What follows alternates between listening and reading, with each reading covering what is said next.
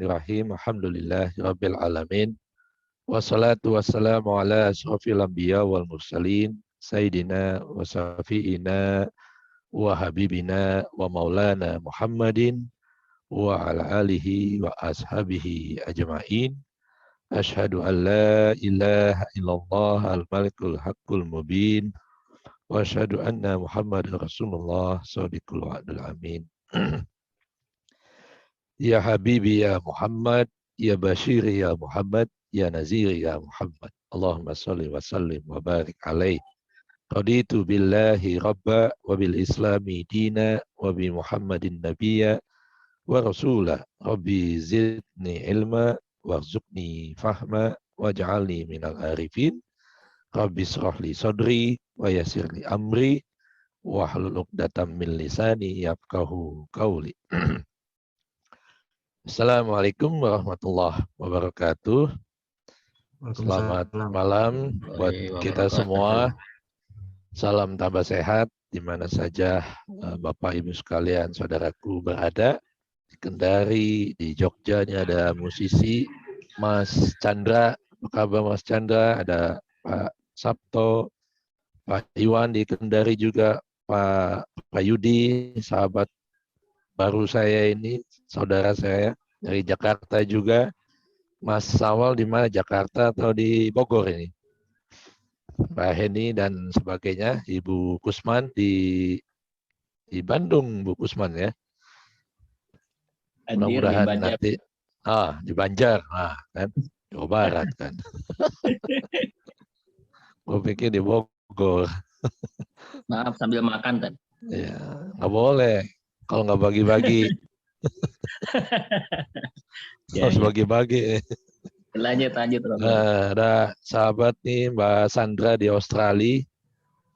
Are you there in Australia? What time is it now? Jam 10.15 malam. Wow. Tapi belum ngantuk kan? Menanti. Sehat ya Mbak? Semua keluarga di sana, alhamdulillah. Aman ya, alhamdulillah. Melbourne, Canberra.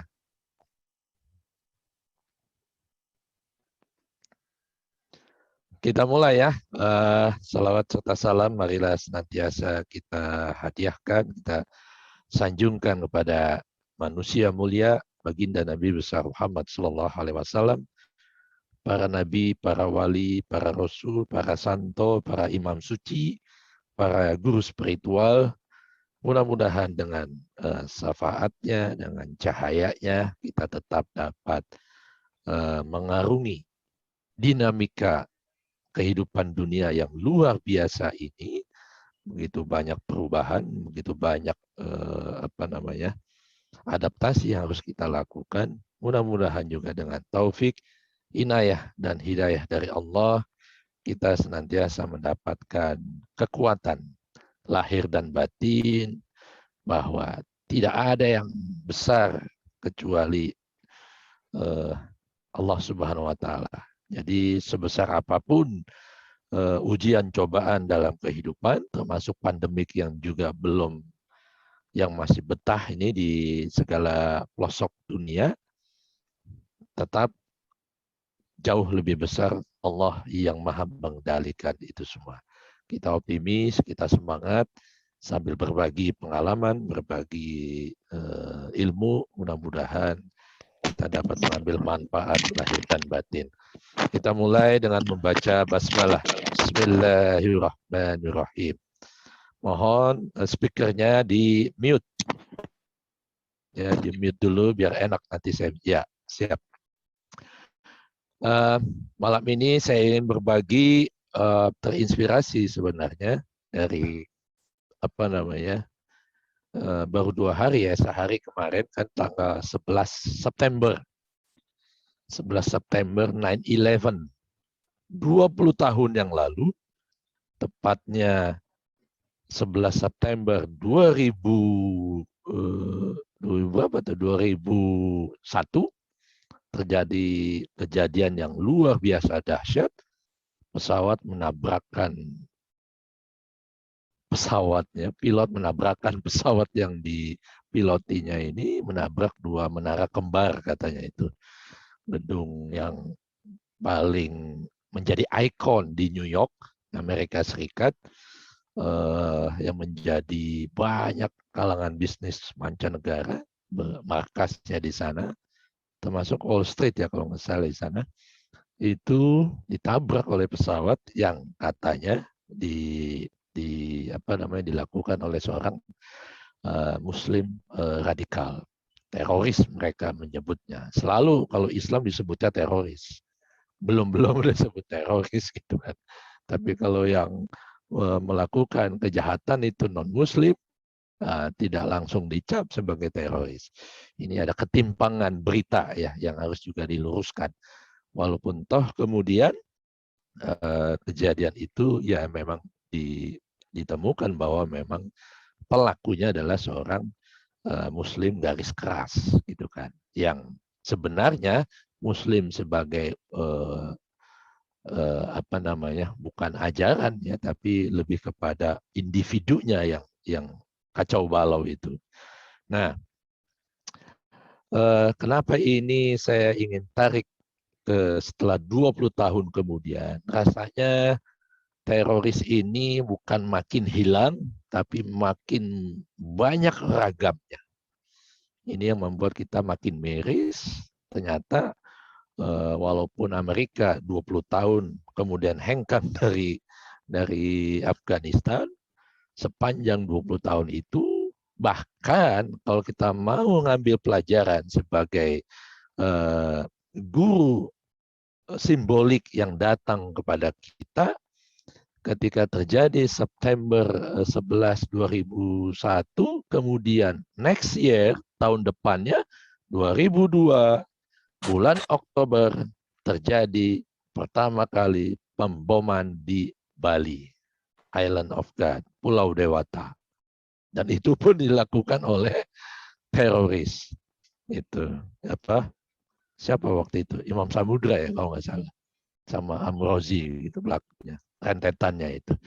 Ada apa ini kan? Seperti itu. Nah, kalau kita lihat di sini, jadi ketika kekerasan hidup, ujian, cobaan, apapun bentuknya yang dialami seorang manusia, dan dihadapinya dengan juga perasaan yang juga keras, hati yang batu, gitu kan, pikiran yang maunya emosi, yang bawaannya emosi, gitu kan, ini tidak akan menyelesaikan masalah. Jadi kalau diambil pelajaran, kenapa sih rentetan itu mestinya bisa diredam, tapi kemudian setahun kemudian Indonesia sebagai ikon the most populated Muslim country, Muslim yang terbanyak populasi di dunia, di Indonesia, itu terjadinya di Bali lagi kan, yang terkenal dengan pulau yang begitu sepenggal surga, pulau yang penuh dengan kedamaian, pluralisme dan sebagainya. Ini yang malah kena imbas perlakuan para teroris yang mengatasnamakan bahkan menunggangi agama sebagai kendaraannya. Kita pasti tidak membenarkan. 3.000 orang itu di New York itu meninggal itu di 2 menara kembar itu. Jadi luar biasa ini. Ada apa? Makanya saya sebut what went wrong. Apa yang salah? Siapa yang salah? Gitu kan? Nah ini mari kita diskusikan gitu. Dan apa solusinya buat kehidupan kita dari sekarang, besok maupun yang akan datang. Ini yang perlu kita renungkan dan refleksikan. Nah, ada dalam As-Su'ara surat 26 yang saya nanti sampaikan juga, itu sengaja selalu saya selipkan karena ini kajian tafsir, para pakar tafsir, Ar-Razi, kemudian Syekh Imam Zamasari, kemudian Ibnu Arabi, Ibnu Athaillah, kemudian bukan Ibnu Ajibah, kemudian Syekh Mullah Sadra. Ini saya kutip di situ karena itu kajian yang sudah kita berjalan rutin tiap minggu kurang lebih sudah 8 tahun gitu, dan sudah sampai surat Asy-Syu'ara ayat berapa tuh? Ayat 217 sampai 117 sampai 127 insya Allah. Jadi 10 ayat tiap minggu. Jangan tanya kapan selesainya, tapi adakah setiap ayat ini kita mampu manifestasikan, praktekkan dalam kehidupan keseharian. Itu saja sudah luar biasa. Satu ayat saja kita aplikasikan dalam kehidupan, insya Allah membawa keberkahan gitu. Makanya saya cantumkan. Dan satu ayat dalam surat surat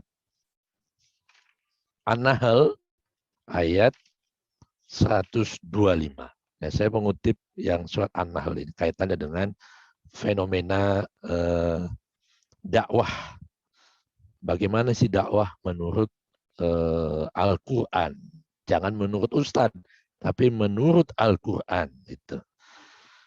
A'udzubillahi samil alim ud'u ila sabili rabbika bil hikmah wal mau'izatil hasanah wajadilhum billati hiya ahsan. Inna rabbaka huwa a'lam mimman dola an sabili wa huwa a'lam bil muhtadin. Surat An-Nahl surat 16 ayat 125. Ajaklah, ud'u, da'a, artinya da'a, ud'u itu panggilan, seruan untuk mengajak. Jadi kata-kata doa itu dari kata-kata ini.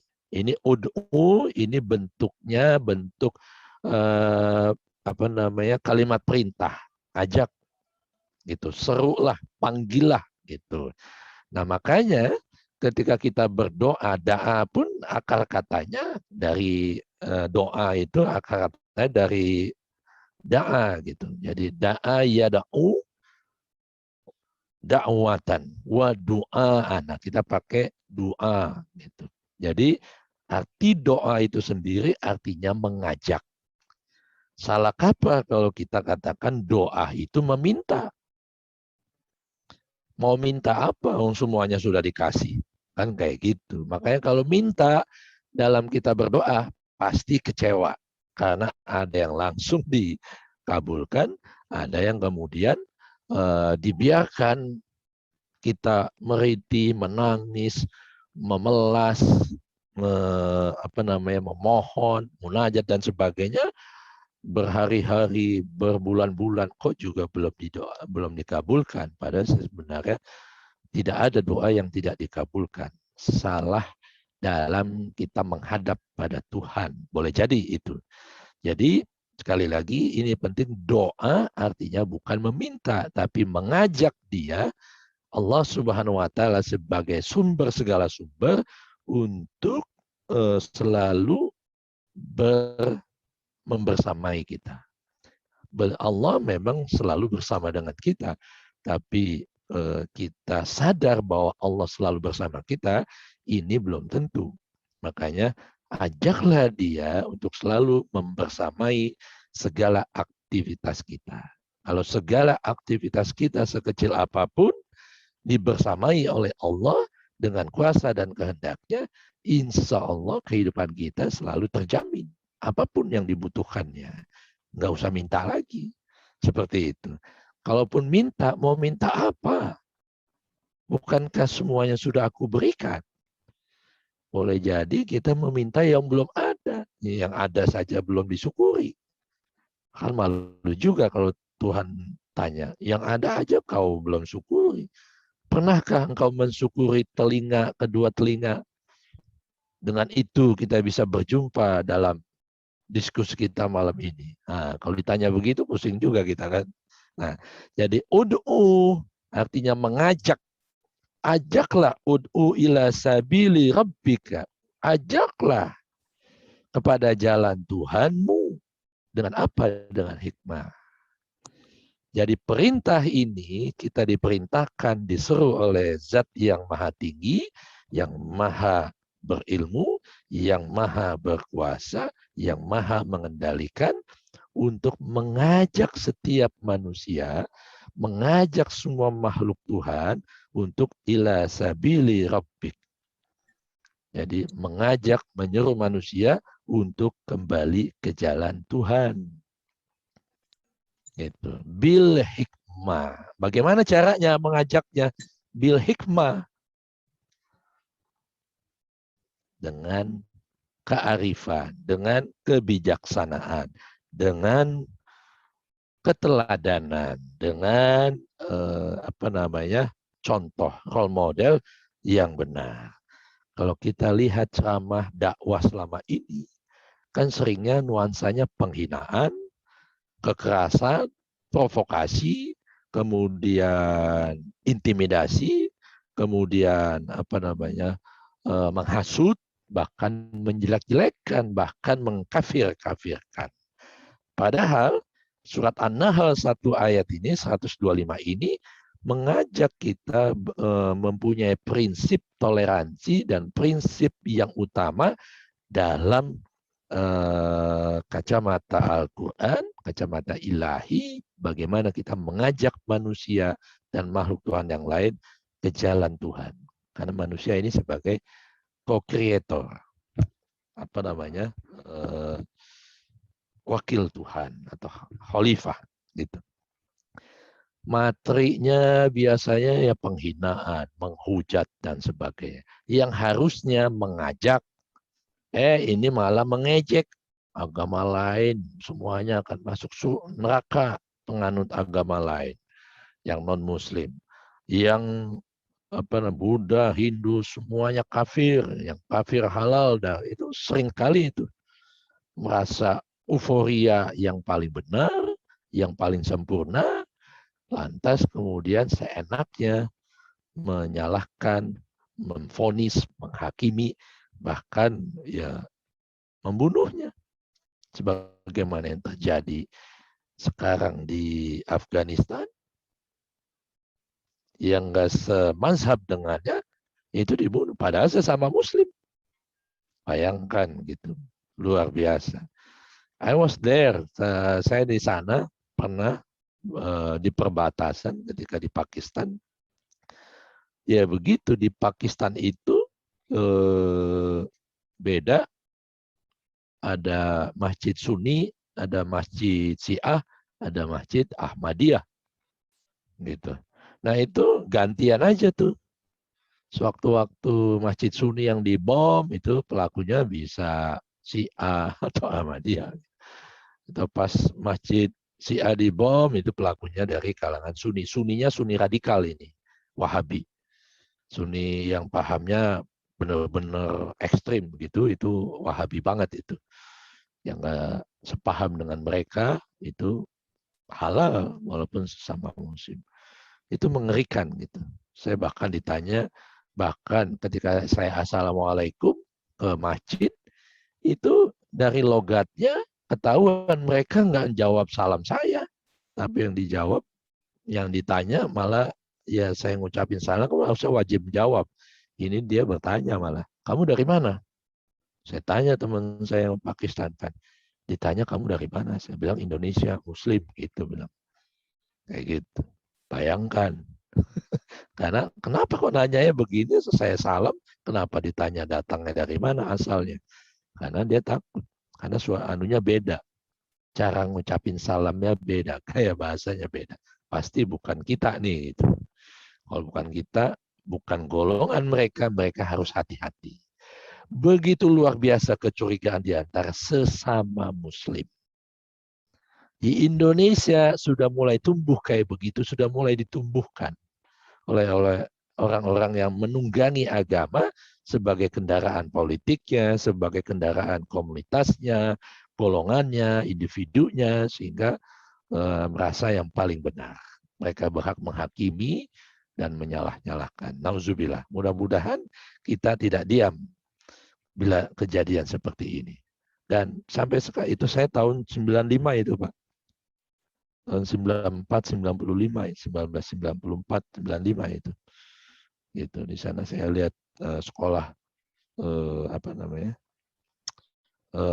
Pembekalan buat anak-anak muda ya SMP, SMA yang isinya benar-benar diajarkan juga bagaimana angka.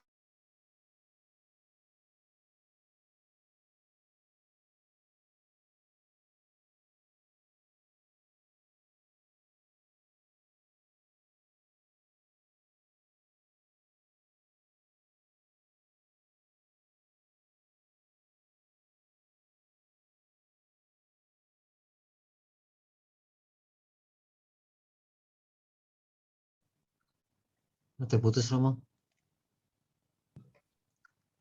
Unmute. Romo masih mute, Romo. Terputus Romo. Oke ya, ya. Jadi dakwah, oke ya suara ya. Ya. Jadi dakwah pertama yang harus dilakukan adalah dengan hikmah, kebijaksanaan, bukan dengan nakut-nakuti.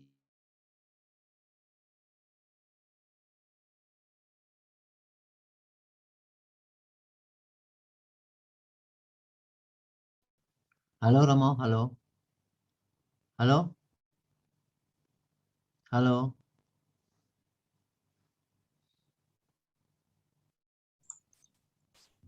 Ya, oke ya suaranya. Oke. Jadi saya ulangi, jadi dakwah yang sebagaimana seharusnya dilakukan adalah bagaimana kita mengajak, bukan mengejek. Mengajak dengan penuh hikmah, dengan penuh kebijaksanaan. Hikmah ini dari kata hakim. Yang namanya hakim harus adil. Adil itu seimbang. Seimbang itu harmoni. Harmoni itu tauhid. Ujungnya ke sana sebenarnya. Mizan gitu kan. Jadi tidak gampang. Tidak seperti sekarang. Baru mu'alaf saja sudah nyala-nyalahin profesor pakar tafsir Al-Quran di Indonesia ini. Dan cuma di Indonesia dakwah itu sudah mulai kebablasan. Tidak pernah ada aturannya, mereka dibiarkan memaki-maki dan sebagainya tanpa ada screening. Ini benar nggak sih ini ahlinya, pakarnya, ngerti agama gitu.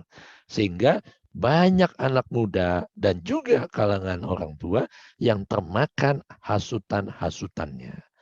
Termasuk dihasut nggak mau vaksin. Kayak gitu. Luar biasa di Indonesia ini. Apa aja ada gitu. Di Malaysia, di Singapura, dakwah nggak ada izin ditangkap Pak. Ini siapa aja boleh dakwah. Di sosial media nggak ada yang men-screening, membatasi gitu. Karena sudah begitu alasannya kita ini negara demokrasi. Tapi demokrasi juga tetap harus bertanggung jawab kan mestinya gitu. Jadi yang pertama dengan kebijaksanaan, dengan harmoni, mengajak bukan mengejek, merangkul bukan memukul. Yang kedua tadi bil hikmah, yang kedua wal mau'izatil hasanah.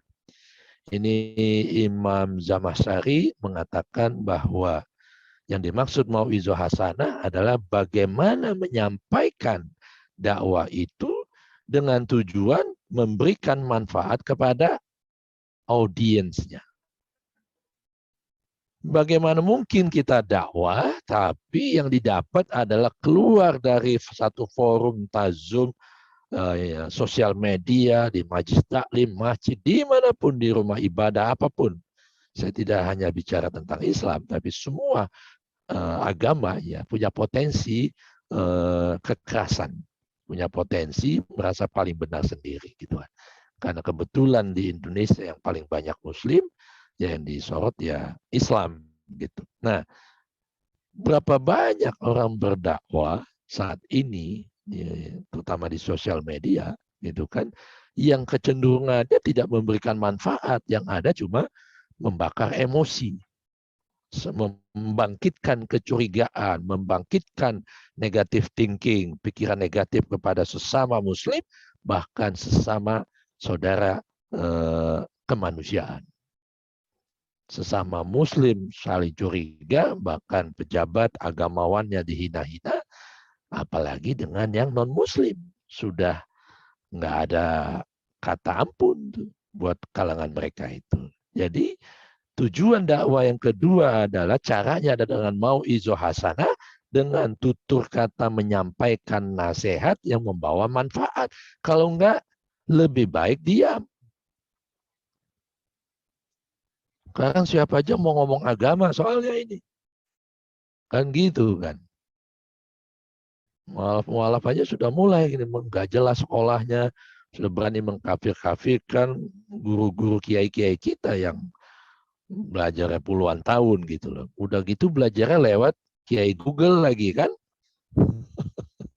Bahkan di apa namanya? Kalau dulu zaman saya nyantri ada kutubi gitu kan, artinya dia dengan kitab, membaca kitab gitu kan. Sekarang dakwanya dengan YouTube gitu. Ahlul YouTube. Itu dulu ahlul kitab. Ini sekarang ada YouTube gitu. Ada khutbah, ada kutubi, ada khutbati. Khutbati maksudnya khutbah. Pidato, ceramah gitu. Ada kutubi dakwah melalui tulisan, menulis buku. Sekarang ditambah lagi dakwah melalui YouTube. Jadi 3i belakangnya itu. Nah, yang YouTube ini yang luar biasa masif, nyaris tanpa kontrol itu. Gitu, saling mengkafirkan satu sama lain. Tidak ada apa namanya? Yang menseleksinya gitu.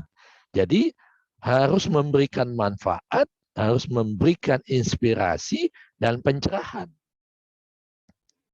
Itu yang disebut dakwah. Yuk ngajak, diajak kemana? Majelis taklim. Kok isinya fitnah melulu nih ya, tinggalin Pak. Lagi khutbah Jumat, imamnya jelek-jelekin pemerintah, berdiri Pak, walaupun kita di tengah. Itu. Jangan takut, itu sudah menyalahi aturan itu. Rasulullah tidak mengajarkan demikian. Saya 2 kali pernah melakukan itu. Yang ketiga, jadi kalau tadi yang kedua mau'izah hasanah, bahwa tidak dakwah itu tidak memprovokasi agar umat melakukan tindakan-tindakan yang tidak sejalan dengan misi agama. Misi agama mengajak umat manusia untuk kembali kepada Tuhan yang Maha Esa. Mengajak semua manusia kembali pada Tuhan yang Maha Esa. Karena selama ini manusia teralinasi, mengalami disorientasi. Kalau orientasi kemarin hari apa tuh saya diundang ngisi orientasi mahasiswa baru, ya kampus baru masuk lewat Zoom. Nggak ada enak-enaknya orientasi kuliah tapi lewat Zoom gitu. Saya bilang nggak apa-apa, tapi kalau orientasi artinya punya arah. Kalau disorientasi, manusia tidak punya arah, tidak tahu dari mana dia berasal, tidak tahu kemana, akan pergi kembali pulang. Ini namanya disorientasi. Nah, manusia modern zaman sekarang sudah banyak yang sebagian besar mengalami disorientasi hidup. Makanya ada salah satu buku yang menulis tentang krisis modern world itu, yaitu hampa di tengah-tengah keramaian. Karena itu tadi sudah mengalami hampir 3 abad, 300 tahun masa gemilang ilmu pengetahuan, sains, dan teknologi yang melupakan kegemilangan abad pencerahan. Awalnya pencerahan, tapi pencerahan itu membawa keserakahan umat manusia. Sehingga kembali lagi ke zaman sekarang. Ini kali juga kalau dalam tradisi Hindu. Abad ke-8. Semua dimunculkan. Dajjal-dajjal kehidupan ini. Yang membuat keonaran, yang membuat pengerusakan. Semua ditampakkan. Gitu. Yang baik ditampakkan, yang jelek juga dimunculkan. Supaya kita mulai berjalan. Kembali ke jalan Tuhan. Makanya kita disuruh di rumah. Home. Sweet home. Selalu bersama keluarga. Selalu bersama Allah. Itu kesadaran yang mesti kita bawa. Yang tadi Imam Zamasari mengatakan pesan tujuannya harus sampai, harus manfaat, punya kegunaan. Imam Ar-Razi dalam tafsirnya mengatakan bahwa mau'izah hasanah sebagai bentuk dari menggunakan dalil-dalil. Ada referensi yang jelas, ada kitab yang jadi rujukan. Ini, jadi nggak asal ngomong. Itu. Nah ini yang yang akan membawa dakwah itu menjadi bernilai. Ada nilai intelektualnya, ada nilai emosionalnya, ada nilai spiritualnya, ada nilai macam-macam. Intelektual, moral, mental, dan spiritual. 4 macam itulah yang diberikan dalam dakwah mau'izah hasanah. Imam Razi mengatakan, berikan mereka yang menyentuh 4 hal itu dalam dakwah. Ini Imam Razi dan Imam Zamasari beda 100 tahun. Yang satu hidup di abad ke-10, yang satu hidup di abad 11. Ini seorang filosof sekaligus mistikus. Yang ketiga, dakwah wajadilhum billati hiya ahsan. Yang konstruktif, inovatif, dan kreatif. Gitu. Jadi dalam mengajak manusia, wah dia kesenangannya apa? Komputer, lagi ceramah di dunia, di sekolah komputer, ya saya ngomongin. Tauhid di kampus, di jurusan Fakultas Teknik Informatika. Dua saya ngomongin tauhid, ya saya bawa sedikit tentang dunia komputer lah. Seperti itu. Jadi konstruktif, inovatif, dan kreatif. Kreatif termasuk menggunakan sosial media yang luar biasa. Kalau kita manfaatkan untuk dakwah, efeknya luar biasa. Wajadilhum billati hiya ahsan. Memakai cara-cara yang terbaik untuk dalam dakwah. Dan kalaupun harus melakukan debat, beradu argumentasi, lakukan dengan penuh lapang dada, pikiran terbuka, tidak mau menang sendiri.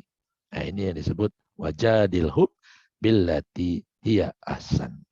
Zaman keemasan Islam, dakwah-dakwah yang caranya dengan debat, dengan argumentasi, itu disampaikan dengan luar biasa. No hard feeling. Walaupun satu sama lain saling mengeluarkan argumentasinya itu, wah, luar biasa. Saya kalau ngebayangin zaman keemasan Islam, kalau kita bayangin itu, baca sejarahnya itu, makanya gemilang peradaban modern itu hutang budi dengan peradaban Islam. Yang di ujung kehancuran peradaban Islam karena meninggalkan aspek ketuhanan, aspek keilahian, aspek spiritualitas. Itu yang disebut terelinasi. Elin itu kan asing, gitu, makhluk asing, gitu kan. Terelinasi, asing di tengah-tengah keramaian, merasa sepi di tengah hingar-bingar. Kenapa? Karena hatinya, batinnya hampa dari sesuatu yang membuatnya selama ini ada. Padahal dulu zaman keemasan Islam tidak seperti itu, gitu. Jadi perdebatan di dalam Islam sendiri dengan non-Muslim itu menjadi hal yang wajar, gitu. Al-ihtilaf fi ummati rahmah. Keragaman, ihtilaf, perbedaan di antara umatku menjadi rahmat, menjadi contoh betapa luas dan luasnya ajaran Islam itu. Kalau kita mau menyadarinya. Makanya sampai Rasulullah mengatakan al-Islam sholih likulli zaman wa makan. Saya di forum lintas agama yang sering saya sampaikan, semua agama wajib mengajarkan Islam. Bukan agama Islam, mengajarkan Islam, mengajarkan kepasrahan, yang artinya kepasrahan ketundukan yang totalitas, keluasan hati dan pikiran kepada kuasa dan kehendak Tuhan. Tunduk pada kuasa dan kehendak Tuhan. Kan tidak ada agama yang tidak mengajarkan ketundukan yang totalitas pada kuasa dan kehendak Tuhan. Jadi sesungguhnya semua agama mengajarkan Islam. Bukan mengajarkan agama Islam, tapi mengajarkan Islam sebagai a way of life. Sebagai jalan hidup. Yang keempat, yang terakhir, yang pertama sudah hikmah, yang kedua mau'izah hasanah, yang ketiga berargumentasi, makanya tuntutlah ilmu sampai ke negeri Cina. Majlis ilmu seperti ini dinaungi para ribuan malaikat, walaupun ini dunia maya ya. Satu sama lain di rumah masing-masing itu dinaungi para malaikat. Ini yang kalau kita mau sadari, itu akan membangkitkan ruh kecintaan kepada ilmu pengetahuan. Karena disampaikan dengan argumentasi, referensi yang jelas. Yang keempat tadi ayatnya itu inna rabbaka huwa a'lam biman dhalla an sabili. Sesungguhnya Allah yang maha tahu. Yang keempat, karena Allah maha tahu atas jalan yang mana yang sesat dan yang benar. Jadi dalam ilmu teologi, puncak dari dakwah itu adalah ya mengajak sambil terus kita berdoa. Mudah-mudahan yang kita ajak ini mendapatkan taufik, inayah, dan hidayah dari Tuhan. Jadi bagaimana kita mengambil pesan ilahi, berdoa kepada Allah dengan innaka la tahdi man ahbabta walakinnallaha yahdi may yasha. Sesungguhnya engkau Muhammad, bukan engkau yang berikan petunjuk, Muhammad aja dikatakan oleh Allah, bukan dia yang berikan petunjuk, tapi aku yang paling tahu siapa-siapa yang akan aku berikan petunjuk. Walaupun nanti di surat Asy-Syu'ara itu yang ayat 117 sampai 127 itu mengatakan cerita mengenai Nabi Musa yang berdakwah kepada anaknya pun mengingkarinya. Dia memilih berada di jalan kesesatan sampai 3 kali bapak yang mengajak, bahkan frustasi. Bapaknya sampai ngadu pada Tuhan. Bahkan ditegur oleh Tuhan. Anakmu, tapi milikku, bukan milikmu. Gitu kata Tuhan. Kalau baca sirah Nabi Nabi Nuh, dalam ayat 117 itu begitu. Dia ajak ke jalan Islam, ke jalan keselamatan yang disimbolkan dengan kapal besar, mungkin kayak Titanic kali ya, atau lebih besar lagi yang muat semua makhluk, gitu kan?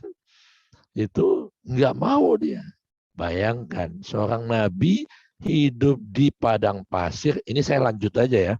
Tadi saya skip dulu di keempat itu di surat An-Nahl, langsung ke surat Asy-Syu'ara. Ininya apa? Karena masih nyambung mumpung saya ingat. Jadi di padang pasir, gersang.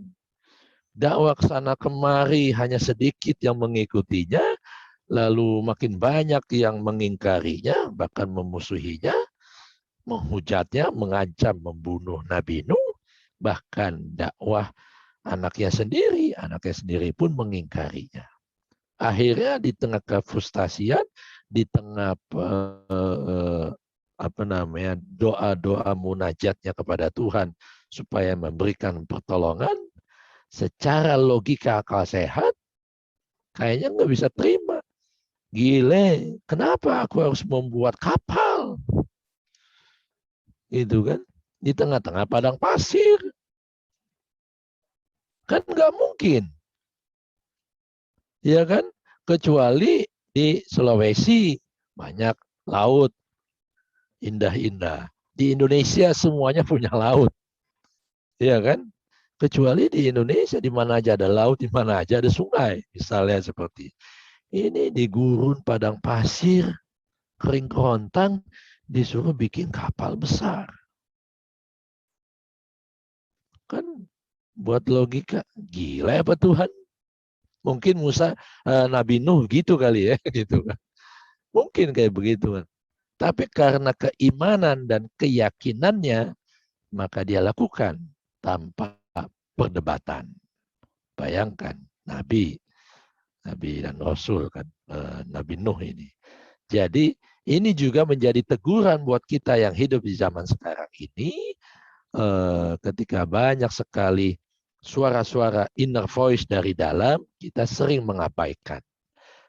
Gak mungkin justru suara-suara hati nurani yang paling dalam yang disebut inner heart, inner voice, itu kan panggilan hati yang paling dalam, bisikan hati nurani yang paling sakral gitu kan, yang paling rahasia, itu yang akan menembus segala ketidakmungkinan. Wilayah akal sehat itu wilayahnya yang mungkin. Kalau wilayah kolbu, wilayah spiritualitas, wilayah hati, wilayah ilahi, karena kolbu itu wilayahnya wilayah batin, wilayah ruhani, maka dia menembus segala yang tidak mungkin. Pantas akal tidak bisa terima, karena memang nggak sampai. Nggak mungkin, gue mau buat apaan bikin perahu di padang pasir? Gimana jalannya? Kayak gitu. Tapi karena dia tahu bahwa ini buah doanya Nabi Nuh kepada Tuhannya, dia lakukan. Karena pasti ada banyak keajaiban-keajaiban, ada banyak mukjizat yang akan diberikan. Kan benar saja. Tidak lama mulai. Hujan dari sejam, 2 jam, 4 jam bisa kelelep itu Jakarta. 4 jam. Ini berhari-hari. Bayangin berhari-hari. Nggak pernah kecil volume hujannya. Besar terus. Gitu. Makin di mana-mana semua wilayah, klan-klan semuanya kebanjiran. Semua disapu bersih tempat tinggalnya. Kemana mereka harus pergi? Nah, akhirnya mereka yang mau beriman berdatangan kepada Nuh. Gitu. Kita hidup ini selama ini pun begitu. Banyak sekali ujian, cobaan, silih berganti bagaikan banjir bandang. Ya kan? Setiap hari. Baru aja makan enak. Tiba-tiba gigit daging, copot darah. Jadi nggak enak tuh makan apa namanya itu, steak. Ada aja gitu kan. Setiap saat. Baru enak-enak nih. Wah, sudah mulai turun semua level-level ini. Sudah level 2, level 1, bahkan sudah hijau. Tiba-tiba menteri yang ini bilang nanti November ada third wave. Gelombang ketiga. Gila aja pemimpin kayak begitu. Ini patut diwaspadai ini. Kok bukan memberikan harapan tapi nakut-nakutin. Yang belum pernah terjadi, jangan pernah mengundang yang belum pernah terjadi. Do not invite the future. Do not prolong the past. Jangan membawa-bawa masa lalu ke masa kini. Jangan mengundang masa depan yang belum terjadi. Syukuri hidup yang penuh dengan keberkahan ini, yang terjadi pada saat ini, itu yang akan bisa mengubah masa depan. Bukan, memangnya dia Tuhan. Kayak gitu. Jadi ini kita hadapi semua, menghadapi banjir dalam segala rupanya. Kalau zaman Nuh, banjir dalam simbolnya itu banjir semuanya, bandang. Bahkan sampai gunung pun kelelep itu. Gunung pun sampai kelewatan gitu. Sebatas gunung yang paling tinggi, terus saja air naik. Terus bahkan anaknya Kanan ini diajak untuk kembali masuk ke dalam kapalnya. Ini sebenarnya simbolisasi bahwa ketika kita mengalami kekacauan dalam hidup, masuklah ke dalam Baitullah. Jadi kapalnya ini sebenarnya Baitullah yang membawa jalan keselamatan, yang membawa jalan kedamaian, yang membawa jalan keharmonisan dan ketentraman. Makanya man kana dakhalahu fahuwa aminan. Barang siapa memasukinya, maka dia akan merasakan aman, tentram, damai, sentosa. Masukin kemana? Baitullah yang di Mekah, nggak bisa masuk kita. Masuk ke rumah siapa? Yang di Pondok Indah, rumah yang paling mewah. Di Jakarta, di Bekasi, di Surabaya. Nggak ada yang bikin tentram. Belum tentu membuat tentram. Banyak malah membuat kita ketakutan. Rumah besar mewah, hidup cuma berdua. Malah nggak betah, gitu kan? Karena jauh, kok kamar ini jauh, kamar itu jauh, mau ke atas jauh, saking banyaknya kamar gitu kan. Jadi ini sebagai simbolisasi ketika kita mengalami banyak sekali keruwetan, keribetan, ujian, cobaan, persoalan, problematika hidup, masuk. Kata Rumi, come, everyone come, welcome, kata Rumi. Masuk ke dalam, siapa aja masuk, dari mana saja. Tanpa dibeda-bedakan. Masuk ke mana? Masuk ke dalam rumah Tuhan. Yang digambarkan membawa jalan keselamatan, yang digambarkan dalam surat Asy-Syu'ara, cerita Nabi Nuh, itu kapal besar yang membawa semua makhluk dan menjadi selamat. Emangnya kapal yang bisa menyelamatkan? Kan cuma Tuhan. Seperti itu. Anaknya, ayo kan masuk. Enggak, aku mau naik pohon. Akan tenggelam juga, ini makin besar ini banjir. Aku akan naik pohon kelapa, aku akan naik gunung, puncak gunung katanya. Gak bisa, ngeyel kan bapaknya marah juga gitu. Gimana sih ini? Anak sendiri membantah gitu kan. Akhirnya dia ngadu pada Tuhan. Tuhan, anakku tolong selamatkan Tuhan. Begini kata Tuhan. Kasihan dia gini, nanti dia tenggelam segala macam gitu kan. Kata Tuhan, anakmu, tapi milikku. Tugasmu sudah selesai. Tugasmu mengajak dakwah dan sebagainya dengan bahasa yang paling lembut, yang setengah keras sampai bahasa yang tegas. Masih tidak mau mengikutinya, lepaskan. Ini anak, ini milikku, kata Tuhan. Jadi terserah aku, kata Tuhan, mau aku apain ciptaanku yang ini. Gitu. Nah, ini nggak bisa apa-apa. Ini yang disebut kalau kepada Nabi Muhammad, innaka la tahdi man ahbabta. Bukan engkau yang memberikan petunjuk, tapi aku. Tugasmu menyampaikan, mengajak, bukan mengejek. Merangkul, bukan memukul. Memukul tidak hanya dengan pedang, dengan senjata, tapi dengan ucapan. Masa dakwah dengan kata-kata nyinyir? Jadi harus dibahasakan begini.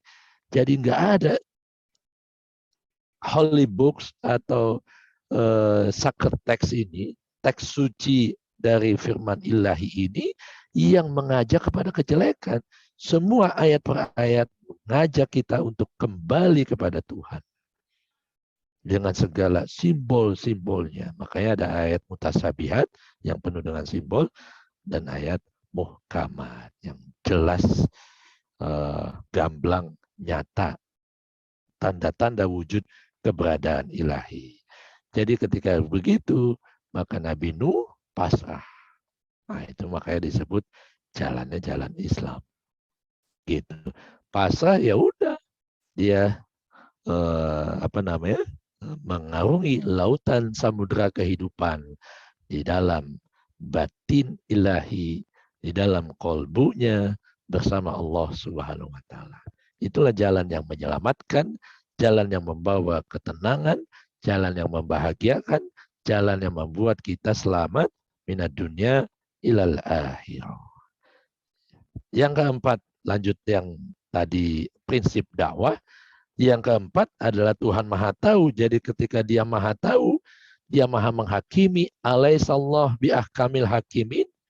Bukankah Allah saja yang berhak menghakimi? Kenapa kita ngata-ngatain nggak sah nih sholatnya, kakinya harusnya ditekuk atau disamai, kan ada aja gitu. Sekarang ngurusin mata kaki lah segala macam. Baju nggak boleh pakai batik gitu kan, macam-macam, luar biasa. Harusnya yang diurusi bagaimana kita ketika kita menyembah kita tahu Tuhan yang disembah. Kan ini hampir jarang disampaikan tuh di banyak pengajian ya kayak gitu. Ini sibuk bagaimana wudhu itu kan, padahal kita orang yang ngerti wudhu mestinya dia meletakkan segala kemelekatan, termasuk kemelekatan kepada ilmu fikih tentang sholat. Tetap harus dipelajari gitu kan, tapi kemudian jangan berhenti di fikih, jangan berhenti di syariat, lanjut naik kepada hakikat makrifat. Tasawuf di sinilah ranahnya gitu. Makanya problematika banyak orang modern ini bisa bisa terselesaikan, bisa mudah dicarikan solusinya ketika kita kembali kepada spiritualitas, kembali kepada esoterik, kembali kepada ajaran esensi, bukan sensasi agama. Tapi esensi dari satu agama adalah perihal bagaimana kita bisa menjadi makhluk Tuhan yang menjadi rahmatan lil alamin. Nah, ketika manusia modern tidak mampu mengalami itu, yang terjadi adalah perasaan hampa, kesepian secara spiritual yang merupakan penyakit yang diderita banyak orang saat ini. Apalagi di masa pandemik ini. Dia kan ada penyakit kegemukan karena di rumah mulu, kerja terus, makan terus. Lupa olahraga, malas karena ketakutan. Dia kan gimana mau olahraga, mau keluar, yes, si COVID minta ini. Makin stres saja kan. Gitu, rumah sakit makin penuh nanti. COVID-nya hilang, penyakit yang lain datang. Jadi perasaan demikian, hampa, kosong, kesepian, itu yang menghantui masyarakat modern saat ini. Terus apa yang dilakukan?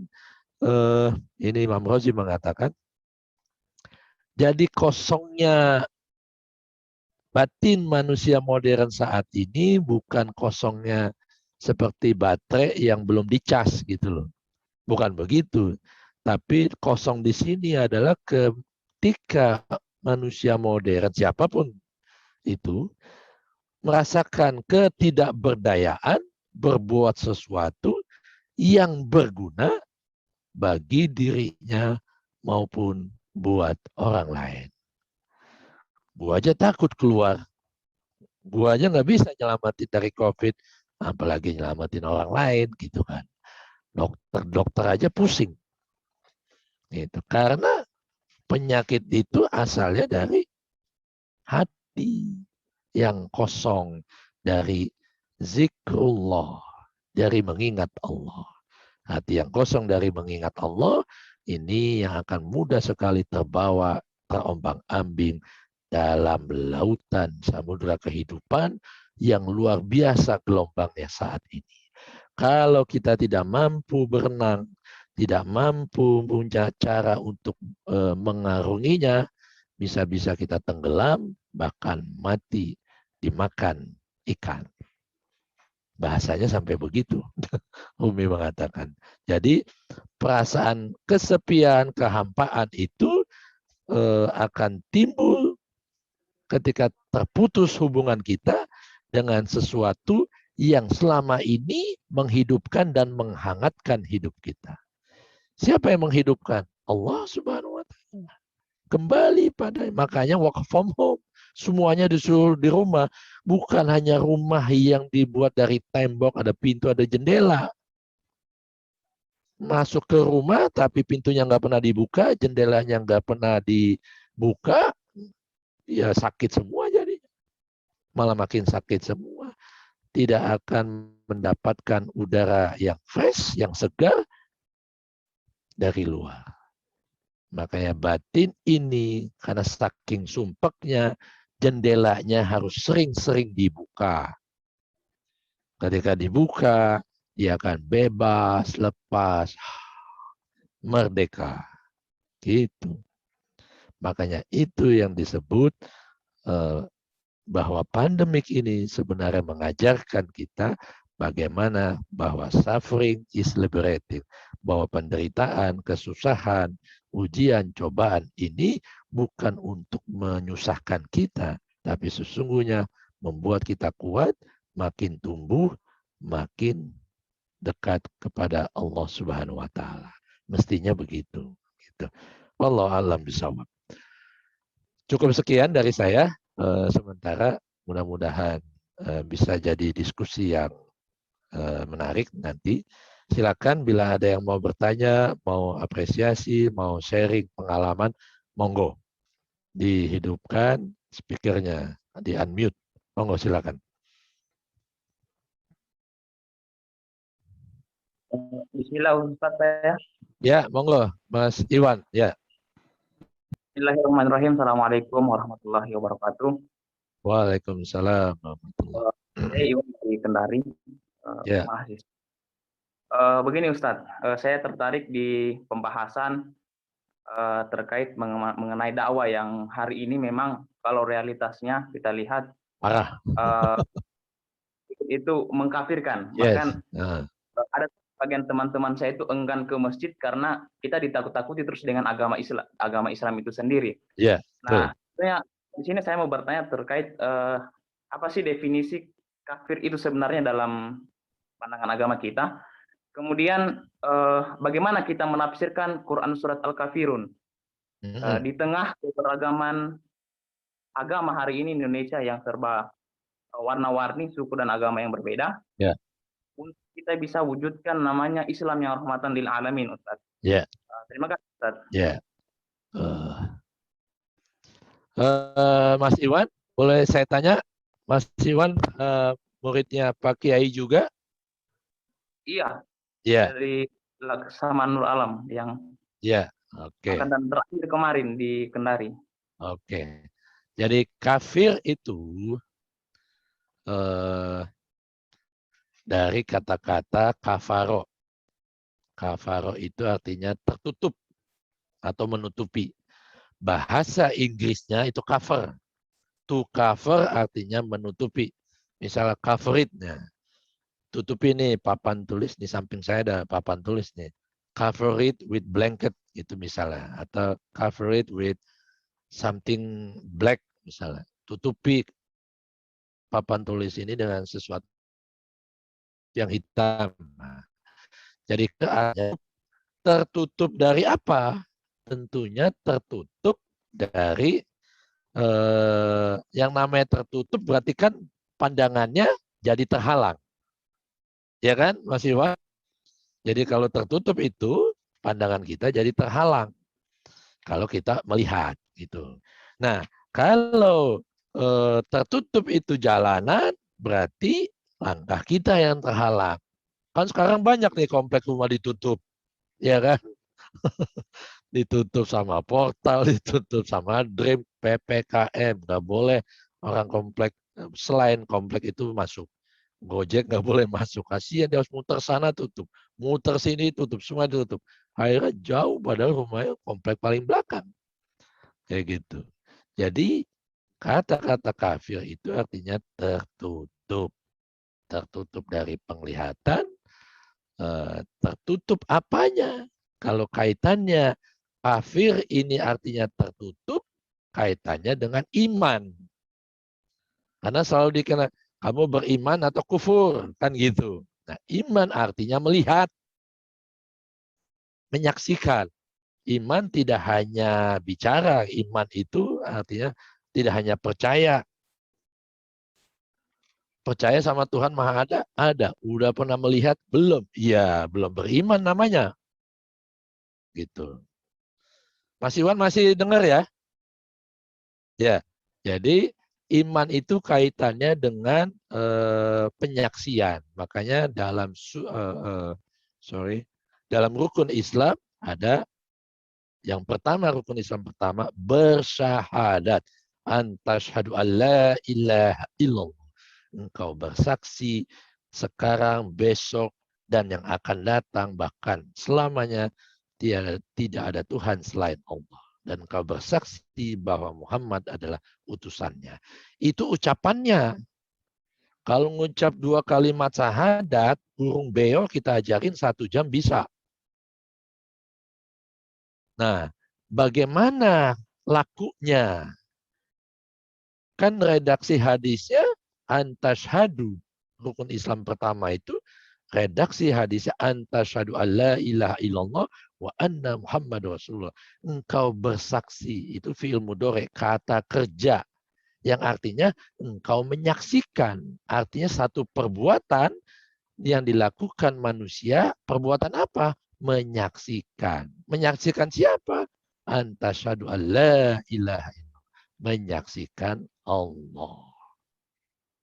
Di ayat ini bahkan dari surat Al-Fatihah sampai An-Nas, saya bisa katakan bahwa itu mengajak manusia untuk bersaksi bahwa benar Allah ada wujudnya dan bisa disaksikan oleh siapa saja yang tahu ilmunya, tahu caranya. Metodenya di Al-Quran juga ada. Bahkan di kitab Injil lebih gampang lagi itu. Cara bagaimana kita menemui Tuhan, menyaksikan Allah Subhanahu wa taala.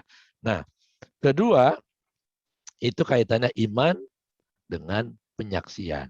Nah, orang yang tidak bersaksi artinya kufur. Kafir itu tertutup. Tertutup apanya? Pandangannya dari melihat Sang Maha Kebenaran. Melihat Allah maksudnya. Kalau beriman orang yang sudah melihat Allah atau sedang melihat Allah, makanya disebut iman. Lawannya kufur. Itu orangnya kafir. Itu sih. Jadi ketika dia tertutup pandangannya dari kebenaran dari Allah, tidak bisa menyaksikan kehadiran Allah, tidak bisa menyaksikan wajahnya, maka biasanya perbuatannya akan melanggar. Ya kan? Kadal fakru ayyakuna kufron. Sesungguhnya kefakiran, kemiskinan ilmu, miskin ekonomi, tidak tahu ilmu agama, tidak tahu ilmu umum, tidak tahu ekonomi, akan mudah sekali dibodoh-bodohi. Makanya ketika mudah dibodohi, kita mudah diprovokasi. Mudah diprovokasi gampang membuat kekufuran. Gampang melakukan perbuatan keonaran.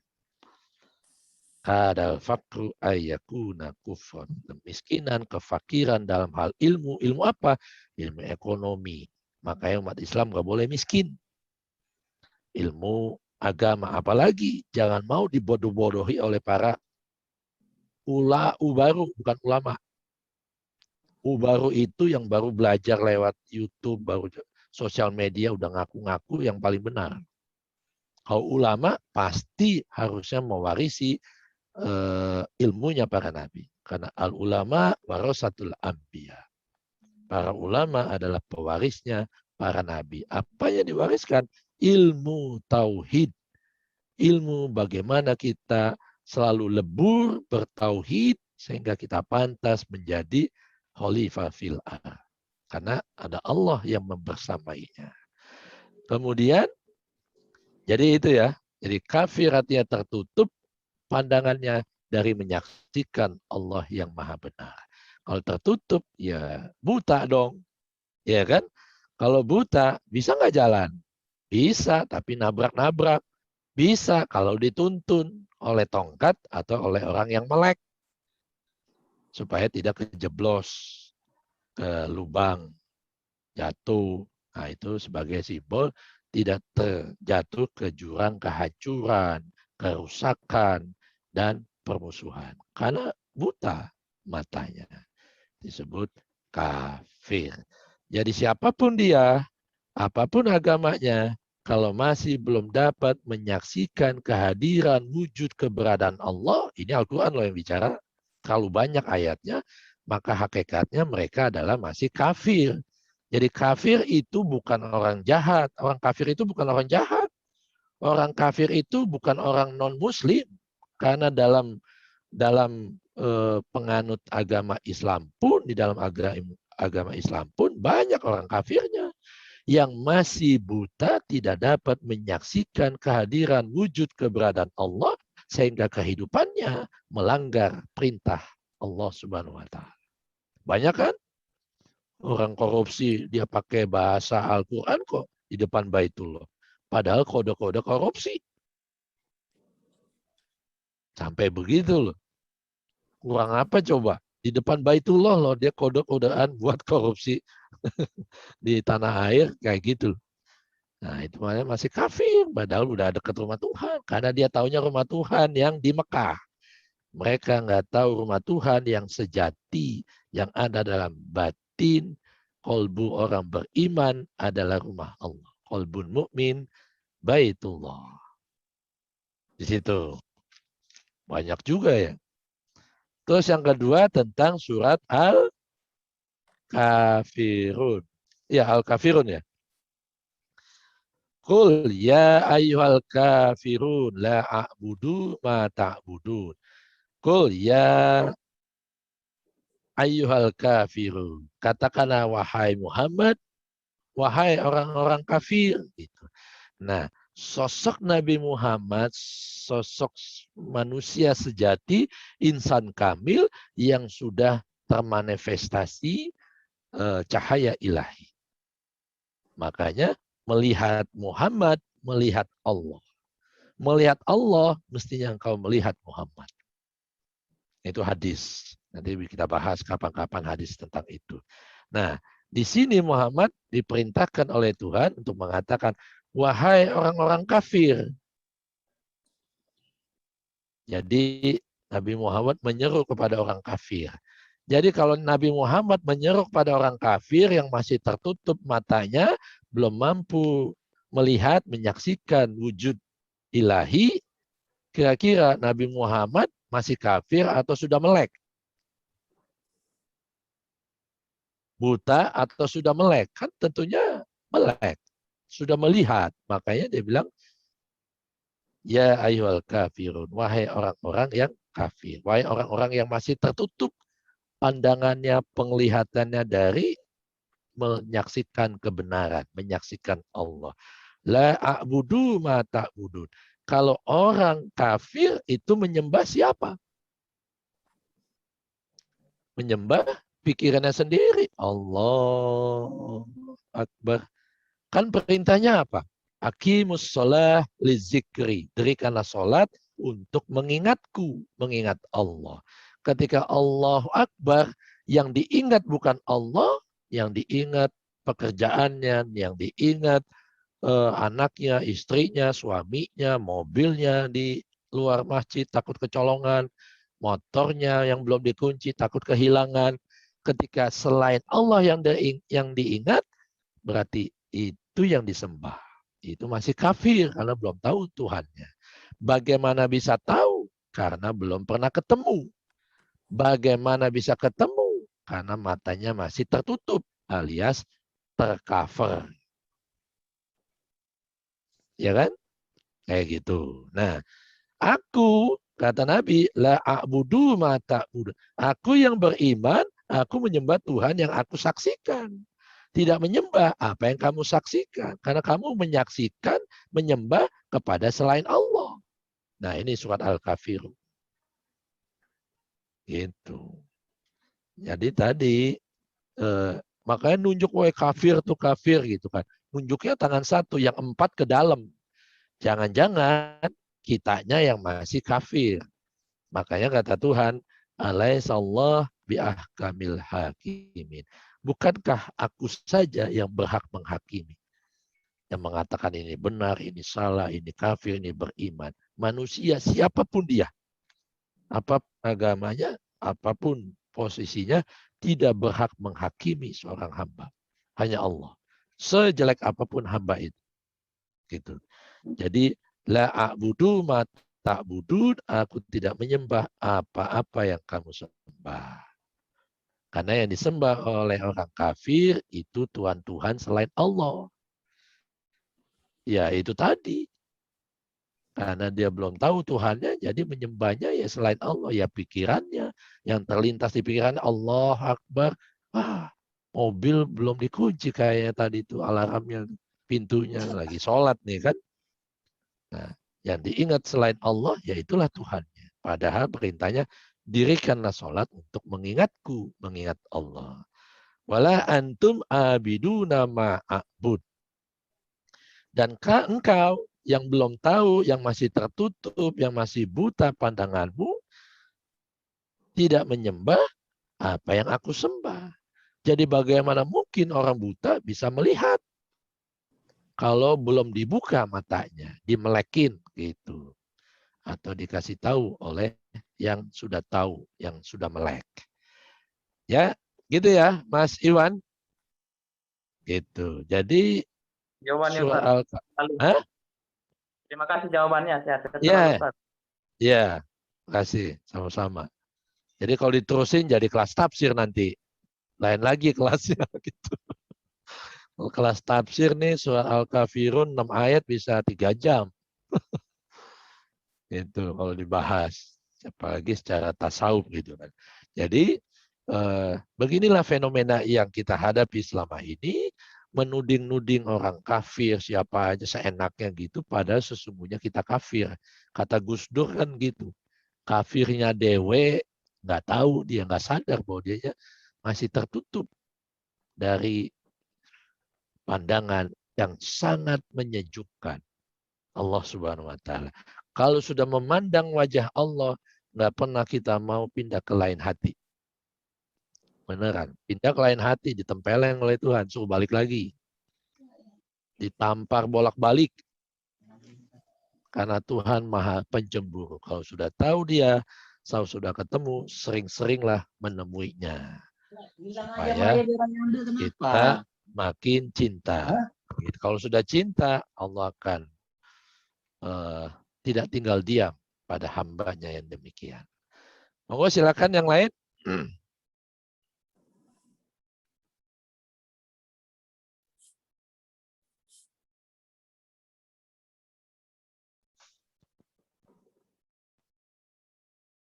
Pak Yusuf izin. Ya, monggo Pak Yudi. Silakan. Ya, Assalamualaikum warahmatullahi wabarakatuh. Waalaikumsalam. Salam kenal buat semua. Mohon maaf, saya anggota pertama nih, anggota baru. Mohon maaf ini saya matikan supaya sinyalnya bagus ya Pak ya. Ya, monggo. Ya. Saya tadi tertarik dengan pernyataan Bapak mengenai nilai-nilai Islam yang berbeda dengan agama Islam. Saya jadi ingat dulu ada survei tentang negara yang paling Islami. Ya. Dan ternyata nomor 1 sampai 10 itu adalah New Zealand dan sebagainya. Iya. Negara barat.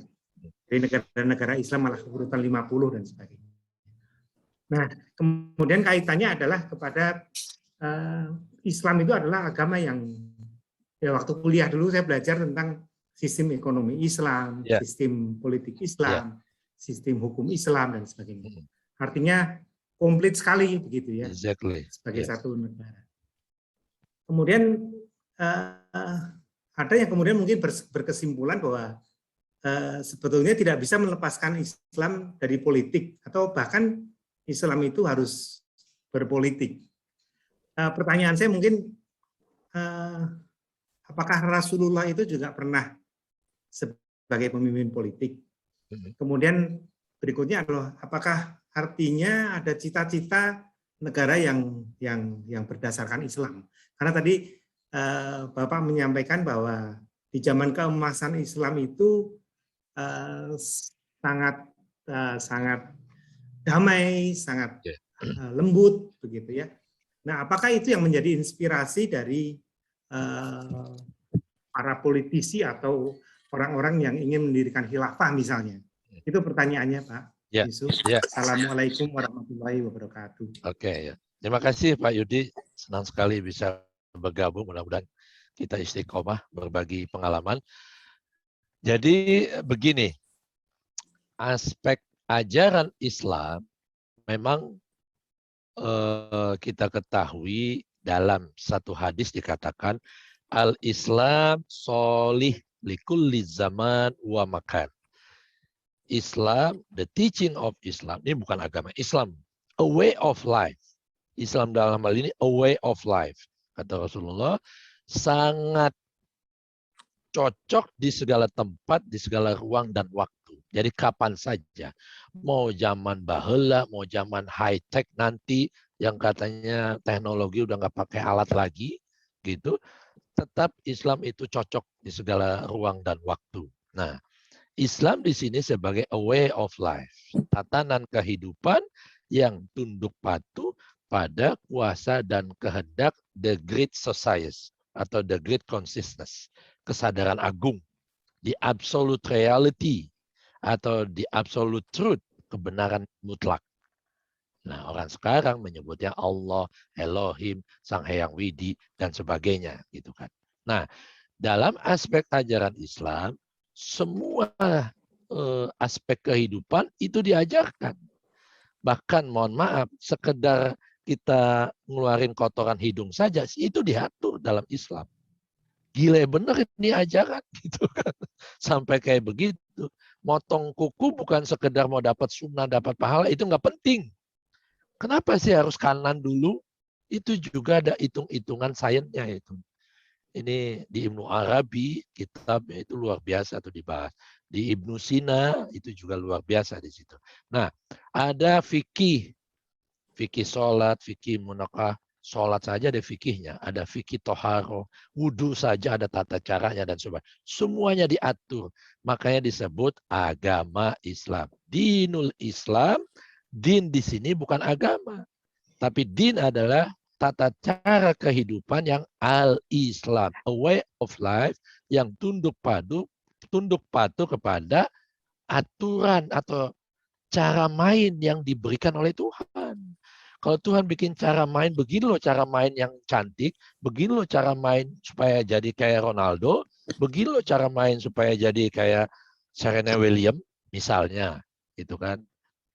Baru kita jadi manusia unggulan.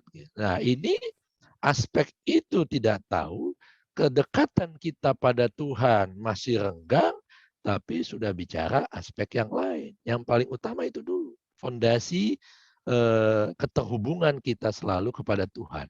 Nah, ada fikih toharo, ada fikih munakoha, pernikahan, ada fikih siasah, ada fikih muamalah, ekonomi. Semuanya diatur dalam rangka apa? Itu semua untuk memberdayakan. Ini saya tahu di kajian di sini atau di minggu lalu kalau nggak salah, yang tahapan manusia dari tahapan manusia nomaden yang bergantung pada alam, kemudian tahapan eksplorasi, kemudian tahapan sains dan teknologi, terakhir puncaknya adalah tahapan spiritual. Nah, tahapan yang pertama dulu semua kita begitu, di mana aja kayak begitu, termasuk awal pertama Islam. Melambat laun karena mengeksplorasi ilmu pengetahuan dengan alam gitu kan, akhirnya banyak menemukan penemuan-penemuan. Tahu nggak? Apa itu Al-Azhar di Mesir, kampus salah satu kampus tua yang dimiliki oleh peradaban Islam di Mesir sana. Yang pertama kali diajarkan di kampus Al-Azhar ketika didirikan bukan ajaran belajar akidah, bukan belajar tentang rukun Islam, bagaimana sholat, bukan. Apa yang diajarkan? Ilmu pengetahuan alam, ilmu kimia, biologi, matematika, itu yang diajarkan. Makanya kemudian menjadi begitu pesat peradaban Islam karena ilmu pengetahuan. Banyak menerjemahkan manuskrip-manuskrip dari Latin, dari Yunani. Yang kemudian itu menjadi banyak sekali penemuan-penemuan yang ditemukan oleh ilmuwan Muslim. Makanya ilmuwan Muslim itu tidak hanya satu kemampuannya, ekspertisnya. Dia ahli biologi, dia juga ahli kedokteran, anatomi, dia juga ahli ilmu perbintangan, falak, astronomi, dia juga ahli tasawuf, dia juga ahli filsafat. Ini yang saya sebut Ibnu Sina. Tidak hanya satu, minimal 5 bidang expert keahlian yang dimiliki oleh umat Islam pada saat itu, kejayaan itu. Karena apa? Itu tadi, selalu menyandingkan antara iman dan ilmu. Iman dan amal soleh. Nah, kenapa sekarang terpuruk? Karena itu tadi, makanya tidak mudah dijajah. Yang ada adalah kita bahkan mengekspansi dengan ilmu itu ke banyak negara. Tidak heran dalam 23 tahun sudah kemana-mana ini perkembangan Islam. Walaupun padahal masih zaman Nabi itu sudah kemana-mana. Semua bisa ditaklukkan. Begitu. Jadi kalau ditanya apakah di situ ada unsur politik, saya bangun tidur, mau berdoa dulu, meditasi dulu, hening dulu, atau langsung lompat ke kamar mandi, itu sudah politis. Itu. Jadi tidak ada tingkah laku kita, tidak ada yang tidak ada kaitannya dengan politik, gitu kan. Nah, kalau kaitannya dengan politik kenegaraan, di sini banyak orang juga salah kaprah ketika mengatakan bahwa kepemimpinan itu negara harus dalam bentuk kekhalifahan. Ini yang banyak salah kaprah, salah tafsir. Tidak ada disebutkan harus seperti itu. Ini dalam Piagam Madinah, itu banyak sekali poin-poinnya yang kalau kita mau melihat, merangkum segala perbedaan. Sebentar, saya cari bukunya kalau ada. Ini ada. Ini saya ubah-ubah dulu nih. Nah, ini. Salah paham tentang negara Islam. Jadi banyak yang selama ini yang romantisme picisan kejayaan Islam masa lalu mau ditumbuhkan lagi. Kan kayak gitu. Jadi peradaban yang terakhir kan di Khalifah Utsmaniyah di mana tuh ya Spanyol, kemudian di Turki saat ini itu mau dibangkitkan kembali. Makanya ada pan-Islamisme gagal, mau apa lagi semuanya. Pan-Utsmanisme yang pan-Turki juga gagal, ke Islamisme kemarin kan juga begitu. Jadi kenapa gagal? Satu, karena selama ini berangkat asumsi mereka bercorak normatif ideologis. Mereka tidak memberikan, bahkan jarang sekali mau memahami aspek historis dan sosiologis. Padahal Rasulullah sudah berpikir historis dan sosiologis. Di Madinah itu beragam. Jadi tetap diakomodir. Yang Yahudi, Zoroaster. Coba di Taliban ada Zoroaster. Habis, Pak. Sekarang ini di Afghanistan. Yang Muslim sama Muslim beda aja. Langsung ditembak. Islam yang mana yang melarang perempuan untuk sekolah? Perempuan jadi pemimpin. Alasan yang mana? Saya pernah diskusi dengan kalangan pengusung khilafah, saya bilang, di mana di Al-Quran disebutkan laki-laki itu harus yang memimpin? Tidak ada satupun wanita dalam pemerintahan Afghanistan sekarang. Jadi Islam yang mana? Mana yang lebih maju? Indonesia sama sana? Mana yang lebih maju? Amerika atau Indonesia? Pemikirannya. Indonesia sudah ada presiden perempuan. Amerika sampai detik ini belum ada. Kalau lihat begini. Mereka keluarkan ar-rijalu qawwamuna 'alan nisa. Laki-laki adalah pemimpin kaum perempuan. Bias gender itu kalau memahami teks Al-Quran seperti itu. Padahal Al-Quran ada ayat muhkamat, ada mutasyabihat. Ayat ini termasuk ayat muhkamat. Mutasyabihat, kiasan yang maknanya metafora. Laki-laki pemimpin perempuan. Laki-laki ini laki-laki yang punya jenggot, kumis, punya jakun atau laki-laki yang apa? Saya bilang begitu. Jangan asal aja main nunjuk-nunjuk itu. Ngawur saya bilang begitu. Membaca Al-Quran tidak cukup hanya sekedar tahu asbabul nuzul. Ada 15 syarat untuk kita memahami. Itu baru tafsir. Belum takwil.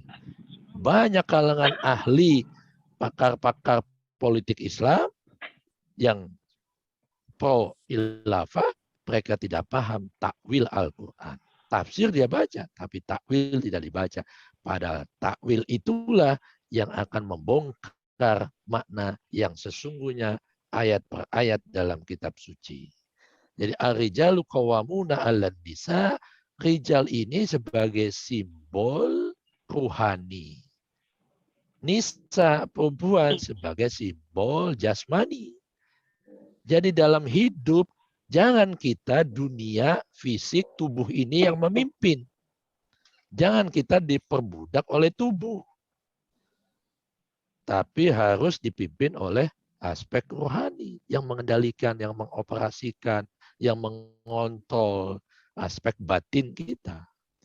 Jadi siapapun dia, apapun agamanya, ketika dia memimpin dengan hati nuraninya, dengan rohaninya, memimpin bersama Tuhannya, silakan saja. Zaman Nabi banyak perawi hadis yang perempuan. Di zaman setelah Rasul. Kemudian ditutupi oleh kalangan laki-laki, ulama laki-laki yang sangat fikih oriented. Jadi fikih syariat itu dari Allah, fikih itu dari Allah, fuqahanya ini yang bermasalah. Ahli fikihnya ini yang bermasalah, manusia yang nggak mau dikalahkan oleh kaum perempuan. Aisyah perang Jamal. Aisyah istri Nabi perang unta namanya zaman, memimpin perang dan juga dia banyak meriwayatkan hadis seperti itu. Yang itu dianggap tabu bagi kalangan laki-laki gitu kan. Jadi tidak ada bentuk negara yang harus seperti yang diidam-idamkan banyak pengusung khilafah itu di zaman Nabi. Bahkan proses pembentukan negara di Madinah masa Rasulullah itu kan disebut Khulafaul Rasyidin. Ini sebagai apa? Sebagai proses pembentukan negara. State formation bahasanya ini. Ini saya terjemahin. Jadi pandangannya jangan cuma normatif ideologis, harus Islam aturannya. Pancasila itu one more step untuk menjadi the best ideologi. Gitu. Cuma nggak dibilang aja. Ini guru saya bilang, filsuf ini Profesor Senas Pak Yudi pasti tahu tuh.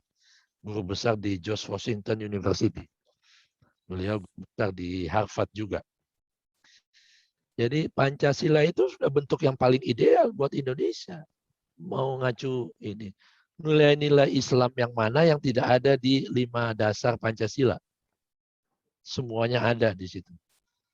Nah, cuma bahasanya aja kan. Nah, ini yang menjadi kekhawatiran mereka tetap ngotot pengen membentuk apa yang disebut negara Islam. Jadi jangan sampai kajian politik Islam ini berubah menjadi politik khilafah versi mereka, bukan versinya Allah Subhanahu wa taala. Kalau versinya Allah, ya Pancasila sudah yang terbaik, mengakomodir semuanya. Itu walaupun di sana sini sudah banyak yang mengatakan yang ingin mengubah ideologi kita. Yang kedua, ada pandangan yang mewajibkan pendirian negara Islam. Ini lagi-lagi bukan Rasulullah, ini para penafsir sejarah kenabian. Kedua, pandangan tentang negara sekuler. Ketiga, pandangan yang menyatakan pentingnya internalisasi nilai-nilai Islam. Ini yang paling cocok dengan Indonesia dalam bernegara tanpa melabeli suatu negara dengan nama negara Islam Afghanistan, negara Islam Republik Iran, negara Republik Iran misalnya, kayak negara Republik Pakistan. Apakah mencerminkan nilai-nilai Islam? Lu belum tahu aja, misalnya kayak gitu. Gitu. Indonesia mau bikin begitu, lo sekarang aja korupsi paling banyak, belum ngalahin gitu kan. Di Kementerian Agama paling banyak juga korupsi, ya kan? Gitu. Jadi pandangan pertama yang mengatakan argumentasi bahwa negara secara resmi haruslah negara Islam dan tunduk pada syariat Islam, ini banyak digulirkan oleh tokoh yang namanya Abdul Ala Al-Maududi. Itu ulama Pakistan. Kenapa mereka begitu? Karena dia waktu itu hidup masih dalam penjajahan. Sama dengan kita. Itu Soekarno dulu, siapa itu? Hos Cokro Aminoto dan sebagainya. Gitu. Yang mengatakan bahkan bukunya Al-Khilafah wal Mulk, ini saya sudah baca bukunya tentang khilafah dan kerajaan.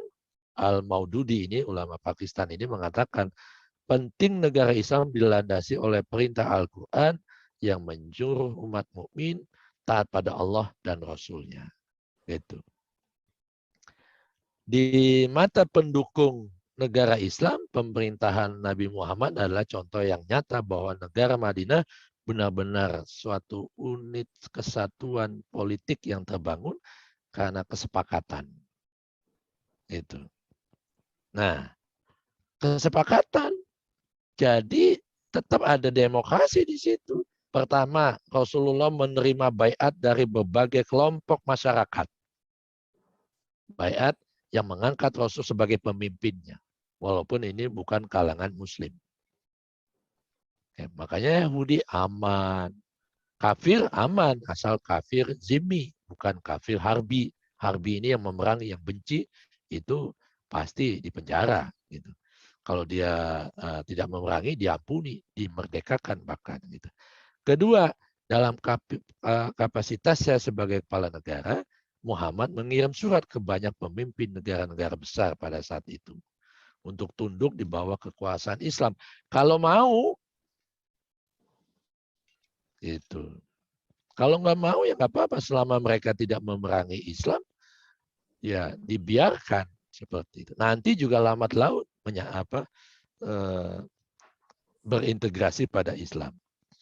Nah, terkait dengan undang-undang di Madinah yang bersifat mengikat dan memaksa, Rasul mendasarkan kepada wahyu Allah Subhanahu wa taala gitu. Jadi tidak benar semuanya harus sesuai dengan Al-Qur'an. Kita ini ada 17.000 pulau, 3.000 bahasa dan sebagai agama aja ada 6 yang resmi, yang tidak resmi ratusan. Sunda Wiwitan, Parmalim dan sebagainya gitu kan. Yang kedua, pandangan negara sekuler yang memisahkan urusan negara dan agama. Ini kita nggak begitu. Nah, kita ini yang ketiga sebenarnya. Menganggap negara dan agama ibarat dua sisi mata uang. Negara Islam, negara Indonesia tidak bisa disebut negara Islam. Karena dia, tapi juga tidak lepas begitu aja peranan negara kepada agama gitu. Ya, ini saya rasa yang paling cocok yang ketiga itu.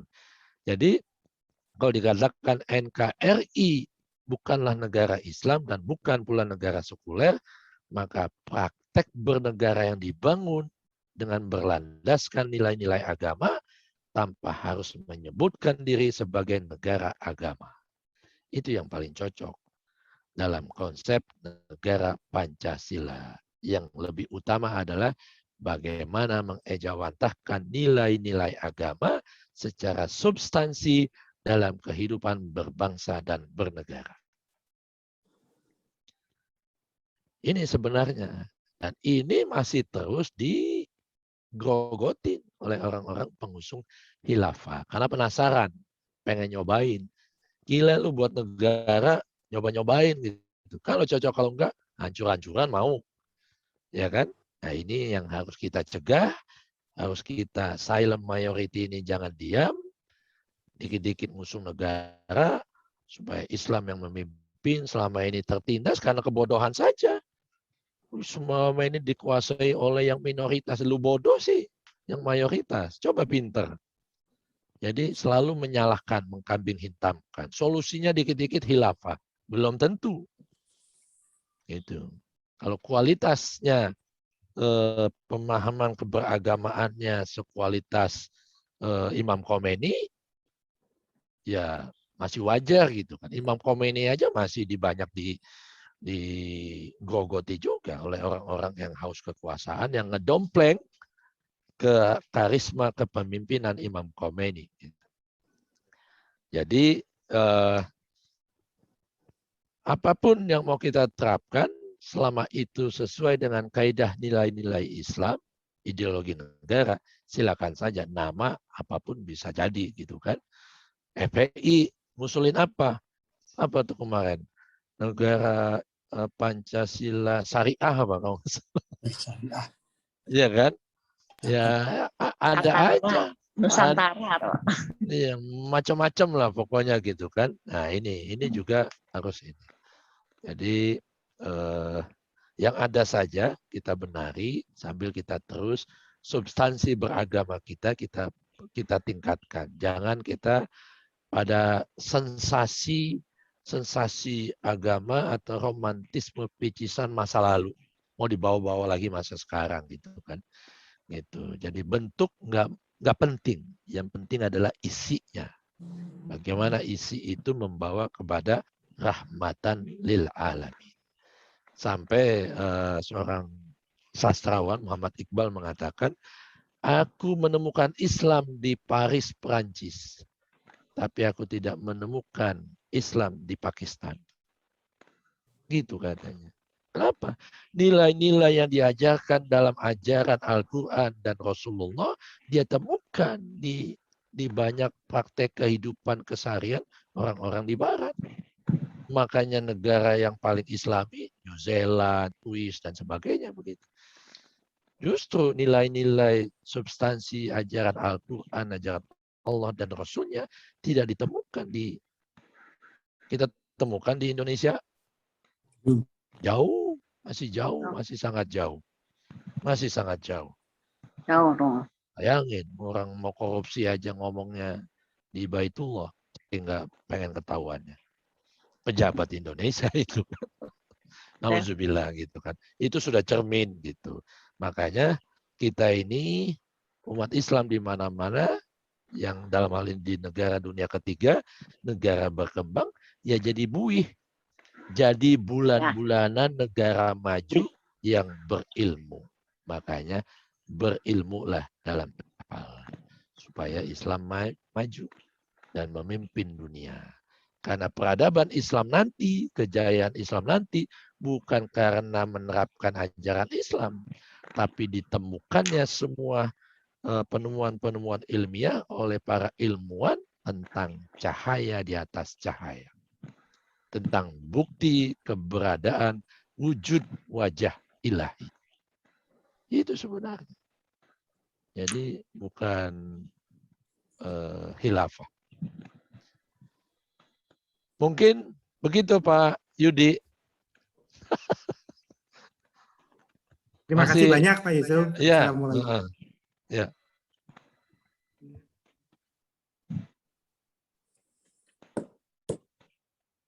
Monggo Prof. Sudikdo, ini beliau marhaen sejati ini. Pengikut Soekarno sejati beliau ini. Monggo, sharing beliau kita butuhkan ini. Senior. Ada yang belum tahu marhaen? Mungkin ada yang belum tahu nih, generasi muda. Ya, pada dasarnya sebenarnya justru saya mengagumi Bung Karno itu bagaimana beliau melakukan simbiose mutualistik antara membangun negara yang berdasarkan fisik material dan spiritual agamis gitu.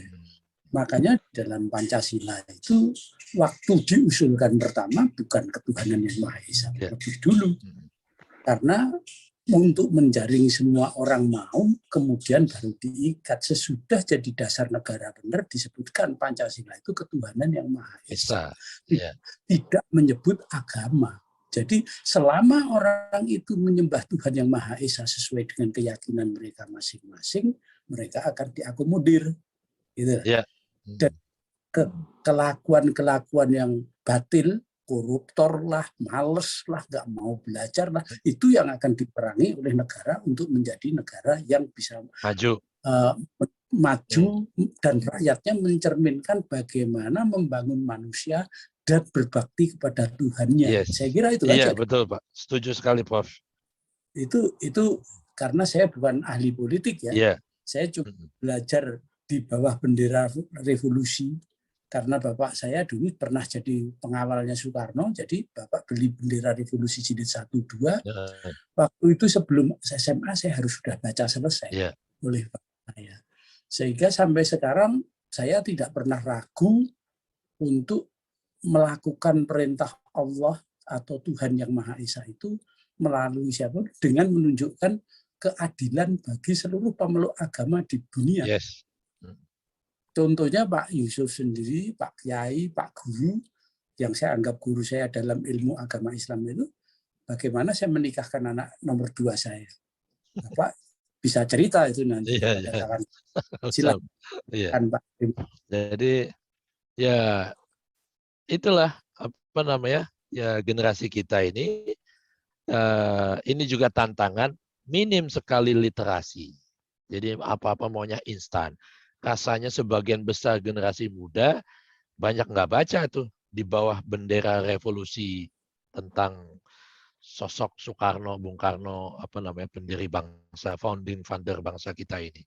Itu luar biasa kalau dibaca bolak-balik itu akan membawa ruh patriotisme dan terus bermimpi memajukan bangsa Indonesia, saya kira gitu kan pesan-pesan. Saya ingat bahkan oleh gurunya Bung Karno ketika beliau ngekos di Surabaya, yaitu di rumah Haji Omar Syahid Cokro Aminoto, di rumah host Cokro Aminoto itu, saya beberapa kali bikin dialog seperti ini kaitannya dengan ajaran Bung Karno dan gurunya. Kan host Cokro Aminoto ini kan guru bangsa ini. Dia gurunya para founding father bangsa Indonesia sebenarnya. Dia mengatakan semurni-murninya tauhid. Padahal dia turunan kiai besar, gurunya para raja-raja di tanah Jawa, Ki Ageng Basaria. Host Cokro Aminoto ini. Tapi dia nggak mau pakai atribut kekiaian. Dia pakai atribut nasionalisme. Pakaiannya kan selalu pakai jas, pakai baju lah, bukan pakaian para ulama gitu. Padahal dia ulama tulen sebenarnya itu. Beliau itu. Jadi dia kata semurni-murninya tauhid, kalau kita mau benar-benar bangsa kita maju, tauhid harus murni. Apa yang disebut tauhid murni? Ya benar cara beragamanya. Menyembah kepada Allah yang maha nyata, bukan yang ilusi. Banyak sekarang menyembah ilusi, menyembah pikirannya sendiri.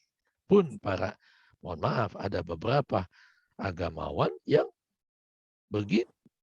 Ngaku-ngaku ulama pada sesungguhnya baru kemarin baca gitu kan. Bacanya dari YouTube lagi kan, dengernya udah merasa paling benar sendiri, yaitu baru itu bukan ulama itu. Kalau ulama mengajak bukan mengejek gitu kan. Jadi itu yang ditekankan oleh Haji Omar Syahid Cokro Aminoto kepada Bung Karno, kamu harus benar-benar mendapatkan semurni-murninya tauhid. Bahkan Buya Hamka sampai disuruh ngekos di rumahnya host Cokro Aminoto.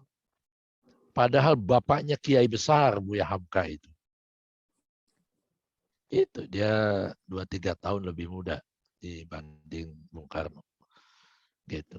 Kenapa? Karena ini luar biasa ini. Hocoka Minoto ini. Kamu harus ngambil ilmu sampai dapat apinya ilmu. Ilmu tauhid yang sejati, ilmu makrifat. Kalau pakai bahasa agama sekarang, bahasa tasawuf. Begitu. Saya beberapa kali itu merinding kalau berada di rumah. Sekarang jadi museum rumah pergerakan namanya di Jalan Peneleh, Surabaya itu. Jadi ada 6 orang. Jadi dengan warna Islam yang dikenalkan kepada wajah Tuhan yang Maha Esa, seorang Bung Karno, seorang Buya Hamka, seorang Kartosuwiryo, Muso, Samaun, yang katanya PKI, pada dibentuk oleh guru bangsa yang sama. Tapi kenapa kemudian mereka punya politik yang berbeda, ideologi politik yang berbeda? Itu soal implementasi. Yes. Implementasi dari cita-cita bagaimana mewujudkan secepat mungkin cita-cita yang dikandung, yang diajarkan oleh almarhum Bapak Haji Umar Said Cokro itu. Sehingga terjadilah beberapa konflik fisikal yang karena egoisme masing-masing. Dan yang paling survive akhirnya juga Bung Karno bisa mengatakan pada 1745. Dan saya yakin betul karena pada waktu menjelang penyerahan kedaulatan Jepang kepada nggak ada Jepang itu, bapak saya anggota PETA dan pernah menjadi orang-orang yang dekat dengan para pimpinan besar itu. Jadi saya sejak kecil sudah, kebetulan kakek saya juga seorang kiai Indeso, pernah jadi guru di pondok pesantren Saruban, pernah berguru di Ponorogo, di Tegal Sari, di pondoknya mbahnya Gus Dur di mana? Iya, Tebu Ireng. Ya, Ireng. Itu beliau ngomong, sak becik agama ki engko urusane tekan laku. Yes. Jadi agama itu teori, tapi lakunya bener enggak? Menerapkan. Nah, itulah yang sebenarnya kenapa saya dalam 2 kali berturut-turut mengikuti Bapak ini, karena saya merasa mendapatkan katakanlah wahana yang buat saya nikmat, saya ikuti. Saya tidak usah ikut bertempur, ini agamaku paling benar, kamu yang paling salah. No.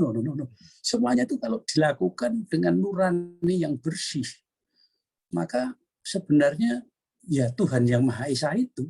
Gitu loh. Jadi itu soal laku, soal akidah. Akidahnya menyembah pada Tuhan yang Maha Esa. Nah, soal laku itu bisa saja terjadi kayak apa, bahwa nanti yang mengadili itu Allah Subhanahu wa taala di alam akhir itu tergantung sikap kita memegang keimanan kita kepada Tuhan yang Maha Esa, bukan soal cara kita berbakti kepada beliau yang Maha ini yang diajarkan bapak saya. Sehingga saya pernah jadi katakanlah salah satu anggota partai politik yang cukup besar, terpaksa dengan berat hati saya tidak sanggup menjalankan perintahnya untuk cari duit untuk partai. Lebih baik melayani manusia lain ya, dokteran. Lebih baik jadi dokter saja, budu-buduan sampai kehilangan jabatan dokter dan sebagainya. Buat saya, itu resiko saya berjuang dengan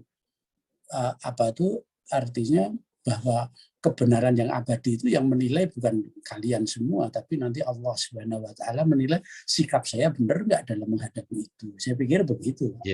Cuman mungkin secara akidah, secara ritual, saya barangkali tidak bisa disebut sebagai orang Islam yang baik. Terima kasih Prof. Luar biasa ini sharingnya. Sudah 9:30, 1 pertanyaan lagi boleh? Kalau masih ada yang mau bertanya atau sharing, monggo silakan. 5 menit lagi. Silakan. Ini ada sahabat saya ini, musisi dari Jogja ini, Mas Chandra, monggo. Selamat malam Romo. Monggo. Saya mengikuti dulu Romo. Iya. Yang penting kita semua sehat. Amin. Jogja aman? Alhamdulillah Aman 2 ya. hari ini hujan. Aman. Teman-teman musisi aman semuanya di sana? Ya, dengan segala macam cara. Iyalah. Insya Allah aman. Ya, nanti kapan-kapan kita jumpa nih buat ngamen. Siap. Jogja. Derek, siap. Ngatur nuwun. Monggo yang lain. Ini kesempatan nih. Monggo silakan. Yang nanti ke depan bisa kita lihat formatnya bagaimana, gitu kan. Saya kepikiran sih mau undang teman-teman dari berbagai background gitu untuk berbagi pengalaman, dan tentu kita menitik beratkan kepada pengalaman spiritualitas. Boleh saya satu kalimat aja, Pak? Ya, monggo, Prof. Jadi yang perlu itu sebenarnya ilmu itu kelakonnya kanti laku. Yeah. Kalau lakunya benar, ilmunya hilang nanti. Yeah. Terima kasih. Yeah. Luar biasa itu, filosofi Jawa luar biasa itu. Ilmu tanpa diamalkan, kalau dalam pepatah bahasa Arab, al ilmu bila amalin kasyajari bila samarin. Ilmu tanpa diamalkan bagaikan pohon tanpa berbuah, nggak ada buahnya. Udah daun doang, nggak ada buahnya. Kan nggak asik. Buah mangga kok nggak ada, pohon mangga nggak ada buah mangga. Pohon pisang nggak berbuah buah pisang. Nah gitu. Jadi tentunya ilmu, makanya dalam Islam selalu digantungkan ilmu dan amal soleh. Kan gitu. Ilmu dan amal soleh.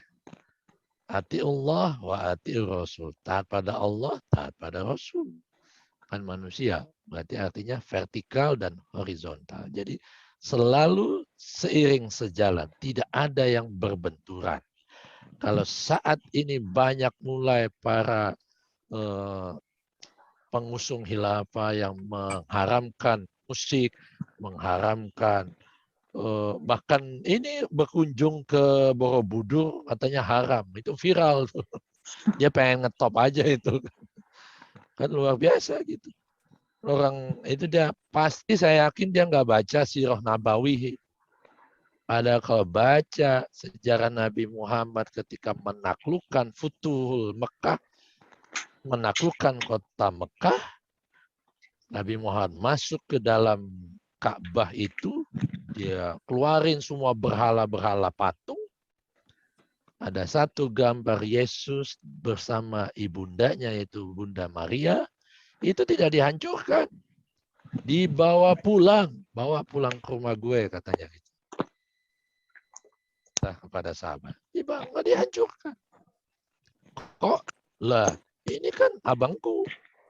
Kan dia juga mengajarkan Islam yang aku teruskan. Karena kita ini estafet ajaran. Ajarannya kan saling, Nabi silih berganti diutus dari Adam sampai Muhammad, tidak mengajarkan ajaran yang berbeda. Tapi mengajarkan ajaran yang sama dengan bahasa yang berbeda. Ajarannya sama semuanya, ajaran Islam. Itu yang kebetulan Islam itu pun menjadi satu ritual dalam ajaran yang dibawa oleh Muhammad. Makanya disebut agama Islam. Semua agama mengajarkan Islam. Tanya Dalai Lama. Tanya Thich Nhat Hanh. Tanya misalnya pendeta Buddha, Hindu, dan sebagainya. Mereka mengajarkan Islam dalam makna yang substansinya, yang sesungguhnya. Mengajarkan ketundukan yang totalitas kepada kudrat dan iradatnya ilahi, kuasa dan kehendak ilahi. Begitu. Makanya ketika mulai banyak suara-suara yang seperti itu, dengan segala keterbatasan kita, misalnya tetap harus kita menyuarakan, gitu kan. Salahnya apa? Kemudian Borobudur mau dihancurin, nggak boleh dikunjungin, nggak boleh. Kalau perlu, ya kan dulu juga yang menghancurkan juga kalangan radikal Islam yang menunggangi agama Islam yang sesungguhnya tidak mencerminkan ajaran Islam itu sendiri. Begitu. Ada pertanyaan? Kalau nggak ada, saya tutup sekian. Sudah 9:30, biar tidak terlalu malam. Mudah-mudahan bermanfaat. Ini panitia minta saya supaya dibuka semua ininya, layarnya, supaya untuk foto, sesi foto, biar ada dokumentasinya. Silakan panitia. Monggo, yang belum monggo. Pak Heni, Mas Lutfi. Prof. Sudikdio belum? Apa itu? Wah, lain kali foto juga bisa. Ya, beliau ini gaptek katanya. Saya nggak apa-apa. Main komputer terlalu ini masih taraf belajar menggunakan. Iya. Padahal profesor ya. Ya, provokator ya boleh, profesor. Provokator. Ayo silakan panitia, monggo Mas Yoto. 1, 2, 3. Senyum. Lagi. 1, 2, 3. Sudah. Ya. Terima kasih. Ya, terima kasih teman-teman semuanya. Terima kasih Romo. Salam selalu. Sehat, berkah semuanya ya. Assalamualaikum. Sampai ketemu minggu depan. Ya.